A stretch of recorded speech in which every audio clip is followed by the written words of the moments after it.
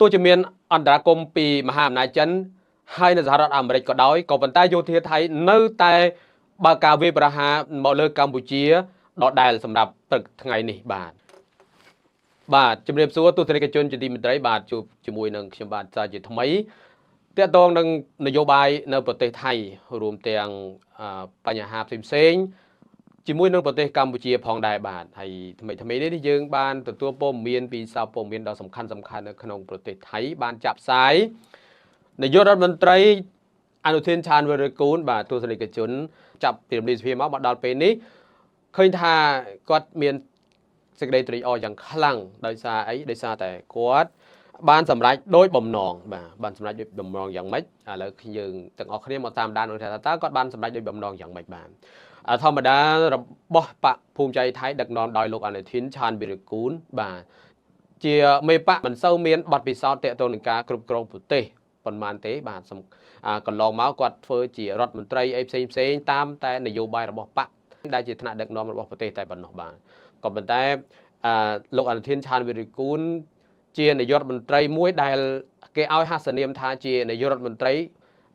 បនបាទបនធ្លាក់ពីលើឬនាយករដ្ឋមន្ត្រីដែលមានសំណាងថ្មីនេះនៅក្នុងបកភូមិใจថៃរបស់អនុทิน ឆាន វីរៈគូនបាន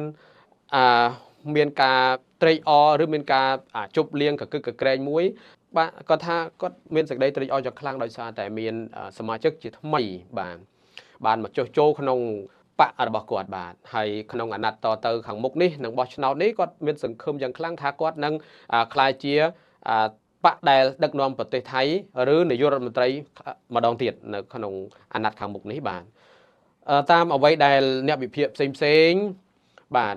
នៅសារព័ត៌មានធំបាទដូចជាថៃរដ្ឋ TV បាទលើកឡើងអញ្ចឹងហើយមិនត្រឹមតែថៃរដ្ឋ TV ទេសូម្បីតែ Modern 9 TV ប៉ុស្តិ៍លេខ9របស់ថៃដោយដឹកនាំដោយលោកដាណៃបាទក៏បានលើកឡើងមកដែរថាអនុทินជាបកភូមិใจថៃគេសង្ឃឹមយ៉ាងមោះមុតទៅក្នុងអនាគតនៅខាងមុខថាគេនឹងបានជានាយករដ្ឋមន្ត្រីឬបានដឹកនាំប្រទេសថៃម្ដងទៀតបាទបញ្ហានេះតើវាយ៉ាងម៉េចទៅវិញតកតងនឹងការដែលលោកអនុทินលើកឡើងយ៉ាងនេះដោយសារតែគាត់បានធ្វើដោយបំណងដែលគាត់ប្រាថ្នាបានទស្សនិកជនទាំងអស់បានជ្រាបហើយថាកន្លងមកប្រមាណថ្ងៃចាប់ពីថ្ងៃទី7 ខែ 12 ឆ្នាំ 2025 កន្លងមកតើរដ្ឋាភិបាលរបស់អនុทิน ឆាន វីរៈគូនដែលដឹកនាំប្រទេសនឹងធ្វើអ្វីខ្លះមកលើកម្ពុជាយើងបាទរួមទាំងទីហ៊ានបាទសូមទស្សនិកជនទាំងអស់សូមមេត្តាជ្រាបឲ្យបានច្បាស់ថាអនុทิน ឆាន វីរៈគូនជាមនុស្សរបស់អ្នកណាបាទហេតុអ្វីបានជាឡើងមកជានាយករដ្ឋមន្ត្រីហើយធ្វើទៅតាមដែលកងទ័ពប្រាថ្នាចង់បានបាទនេះជាសំណួរមួយបាទសំណួរបាទលោកដាណៃបានបន្តទៀតថាការដែលអនុทินហ៊ានប្រកាសហ៊ាននិយាយថាឬបកភូមិใจថៃថ្នាក់ដឹកនាំរបស់ភូមិใจថៃមានប្រកាសថាគេនឹងបន្តកាន់តំណែងនៅអាណត្តិខាងមុខឬបានតំណាងរាស្ត្រដ៏ច្រើនបាទអាចនឹងលេខ1ឬក៏អាចលេខ2ក៏បានដែរបាទក្នុងការបោះឆ្នោតទៅខាងមុខបាទទស្សនិកជនបាទអ្នកវិភាគបានលើកឡើងថា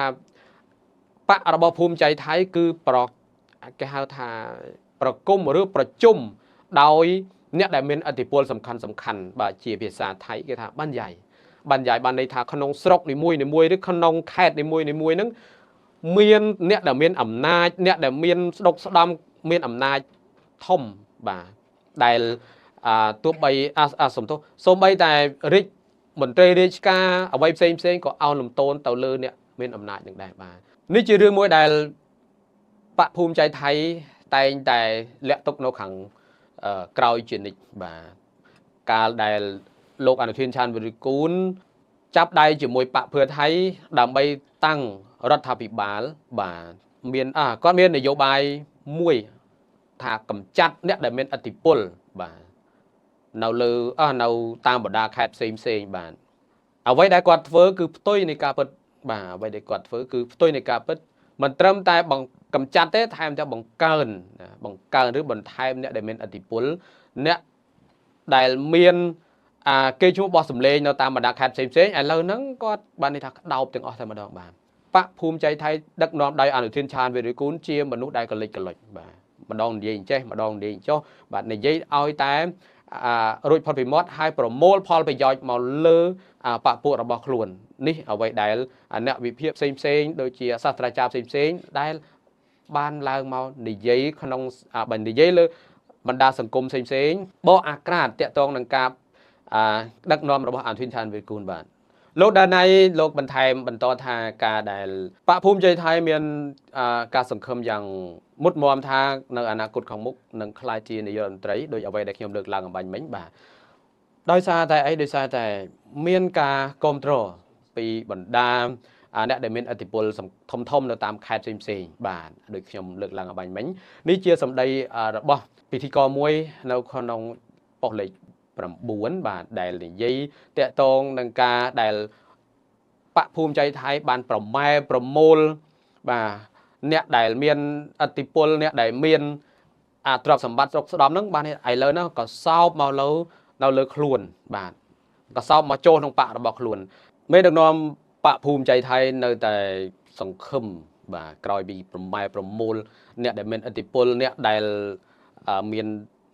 ស្រុកស្ដំនៅក្នុងប្រទេសថៃទូទាំងប្រទេសហើយក៏មានសង្ឃឹមយ៉ាងខ្លាំងដោយអ្វីដែលខ្ញុំលើកឡើងអំបញ្ញមិញបាទថានឹងអនាគតទៅមុខនឹងក្លាយជានាយករដ្ឋមន្ត្រីនឹង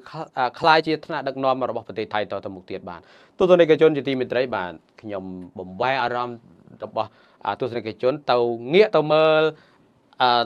គណៈបកប្រជាជនរបស់ប្រទេសថៃម្ដងបាទក្រោយពីការដែលវាយប្រហារមកលើកម្ពុជាបាទហើយរំលាយសភារបស់បកភូមិใจថៃបាទលោកធនាធនជឹងរុងរឿងគិតបាទអតីតមេបកប្រឆាំងមួយដ៏ធំហើយជាមនុស្សមួយដ៏សំខាន់របស់យុវវ័យយុវជនរបស់ថៃដែរបាទបានលើកឡើងថាបើសិនជាលោកពិថាលឹមជឿនឡាត់ក្លាយជានាយករដ្ឋមន្ត្រីក្នុងពេលនោះក្នុងពេលឥឡូវនេះសង្គ្រាមរវាងកម្ពុជានិងថៃដែលមានការវាយប្រហារពីសំណាក់យោធាថៃមកលើកម្ពុជាมันកើតឡើងទេបាទនេះអ្វីដែលលោកធនាធនបានលើកឡើងបានព្រោះនយោបាយរបស់លោកធនាធនឬបកកៅក្លាយឬក៏បកប្រជាជនរបស់លោកធនាធនបានន័យថាគាត់ជាមនុស្សដែលសម័យថ្មីបាទគាត់មិនចូលចិត្តសង្គ្រាមគាត់មិនចូលចិត្តតាក់ទងនឹងការគៀបសង្កត់ហើយនឹងមិនចូលចិត្តតាក់ទងនឹងរឿងការដែលប្រើអំណាចដែលខ្លួនឯងមានដោយមិនយល់ពីការដែលទុកលំបាករបស់ប្រជាជនបានហើយគាត់ក៏បានលើកឡើងបន្ថែមទៀតថានយោបាយរបស់អនុធានឆានវីរិគូលដែលប្រឡែងដែលទម្លាក់ឬបើកភ្លើងខៀវទៅឲ្យកងទ័ពធ្វើសង្គ្រាមឬវាយប្រហារមកលើកម្ពុជាគឺมันសមស្របតែសោះបាទគាត់ថាយើងមានវិធីសាស្ត្រផ្សេងៗបាទយើងមិនចាំបាច់ប្រើកម្លាំងទាហានយើងមិនចាំបាច់ប្រើសភាវុធឬវាយសង្គ្រប់ទៅលើប្រទេសណាទេក៏ប៉ុន្តែយើងអាចប្រើការទូតការនិយាយស្ដីការចរចាបាទនេះអ្វីដែលលោកធនាធនជឹងរុងរឿងគិតដែលជាអតីតមេបកដ៏ធំរបស់គណៈបកប្រជាជនបាទលោកធនាធនតែងតែលើកឡើងជារឿយៗថាបើសិនជាគណៈបករបស់លោកបានឡើងជានាយករដ្ឋមន្ត្រីឬដឹកនាំប្រទេសថៃនឹងជាសម្ព័ន្ធមិត្តដ៏ល្អជុំវិញប្រទេសថៃឬជុំវិញពិភពលោកតែម្ដងព្រោះអីនយោបាយរបស់គណៈបករបស់លោកមិននិយមចូលចិត្តតាក់ទងនឹងការធ្វើសង្គ្រាមបាទមិនត្រឹមតែប៉ុណ្ណោះសោតគណៈបករបស់លោកមានការប្រឆាំងយ៉ាងដាច់ខាតតាក់ទងនឹងការជំរុញឬគៀបសង្កត់បង្ខំឲ្យយុវជនត្រូវតែធ្វើទាហានតែលោកជំរុញឲ្យមានការស្ម័គ្រចិត្តទៅវិញបាទលោកលើកឡើងថាជារឿងមួយដ៏ល្អសម្រាប់ប្រជាជនបាទទស្សនិកជនជាទីមេត្រីបាទយើងទាំងអស់គ្នាពិចារណាឲ្យតាមដានទាំងអស់គ្នាមើលថាតើរដ្ឋាភិបាលកន្លងមកហ្នឹងសភាវុធឬលុយទាំងអស់ដែលកងទ័ពសុំមកលើរដ្ឋាភិបាលផ្ដល់ឲ្យកងទ័ពនោះមានការតិចតួចបាទក៏ប៉ុន្តែដល់ទៅពេលរដ្ឋាភិបាលរបស់អនុធានឆានវីរិគូលបានន័យថាគាត់ផ្ដល់ច្រើនបាទការដែលផ្ដល់ច្រើនធ្វើឲ្យកងទ័ពរបស់ប្រទេសថៃហ្នឹងមានទឹកមាត់លេបបាទទស្សនិកជនជាទីមេត្រីបាទសម្រាប់ការ cho chơi về nhảy tiện tông nâng phum cháy thái đặc nom đại lục anh thiên chan bị được cuốn bản đại lục cầm pung tại sai cái đây thà lục ban sầm rách đôi cô bẩm nón nâu anh tầm mục tiết lục nâng miết sầm khumอย่างmột tha lục nâng ai đặc nom prote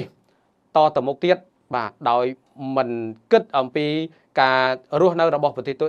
mình kết cả ruột nâu ระบบប្រជាជនឬជីវភាពរបស់ប្រជាជនការទុកលំបាករបស់ប្រជាជនឬសេដ្ឋកិច្ចរបស់ប្រជាជន